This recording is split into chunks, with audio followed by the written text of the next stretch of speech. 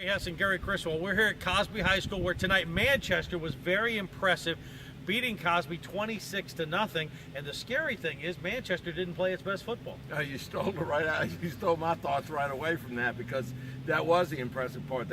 I thought they could have jumped out to a much bigger lead in the first quarter when Cosby was still trying to catch up with them speed-wise. They can consume a lot of time on offense. They can hit you long distance on offense. They've got a very, very good defense that I still want to see them against a little bit better a team with more offensive weapons. But, if they can get the kicking game shored up a little bit, they had an unfortunate injury tonight with a place kicker, they will be very formidable down the stretch, because they do have big play potential, and they do have the offensive and defensive fronts where I think they can mix it up with you pretty good. That defense, led by the defensive line, the defense is stellar. Yeah, they've got playmakers in that back line. They've got really, really gritty linebackers that really seem to be able to run things if the offense is going without a huddle, and they make the adjustments they need to make. They can press you. They can play they can play zone defense.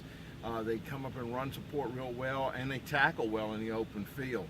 Yeah, they're a good defense, but I think the key to their success will be how much time can they consume on the offensive side of the football, how many big plays they can produce, and how well they protect the football. And in Daniel Rose, you have a quarterback that can do a lot of different things, can really make some plays. Yeah, I told Coach Hall, I said, don't be surprised when you total up your 10 best plays, 7 of them were improvisations by him, buying more time in the pocket, running out of the pocket.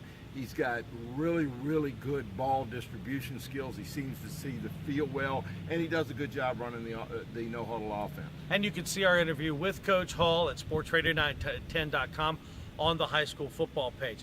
Quick comment about Cosby.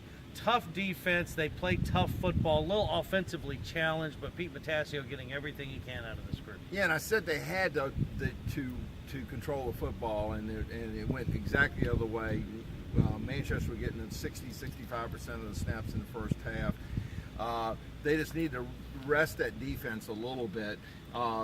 Despite the fact they have a superior kicking game, they were never able to really flip the field completely on Manchester, even though they made them drive the long field. But they're a very good football team, and they will be a dangerous out in Division 6 with the districts being all combined, 6A South being all combined. Noteworthy on this side of the river tonight, James River, just an impressive win over Clover Hill. This team seems to be peaking.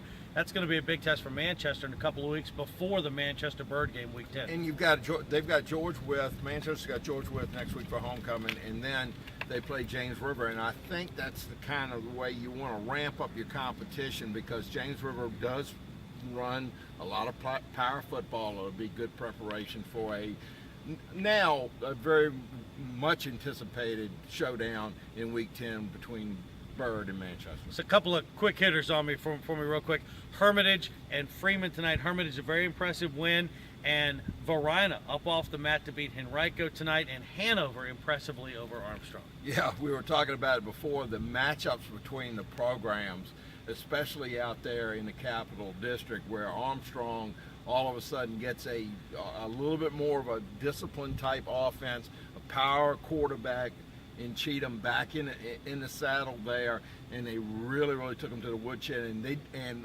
Armstrong did not respond well, evidently going down very, very quickly. They did close it to 2 touchdowns after giving up 4, but then Hanover took it the rest of the way. For Varina, like I told you, there's nowhere to hide in the eastern part of Henrico County. They all excited about playing each other, and so they snuck up on Henrico tonight. Henrico's got to regroup, because they've got a tough assignments across the board. Highland Springs next week on Saturday, and then they still have a tough schedule to finish out, but 6-1, they're in pretty good shape. 3 weeks to go. It's an exciting time of the season. Yeah, but we mentioned tonight some of the old programs, some of the old successful programs kind of took control. Manchester over here, yeah, Varina and Hanover, in the Capital District. Hermitage, It's like, hey, we're not ready to let go just yet. Yeah, Hermitage, spotted a touchdown of Douglas Freeman and beat him, by 6 touchdowns. Yeah. It's going to be exciting as we come down the final few weeks of the regular season. Stay with Sports Radio 910 for complete high school coverage.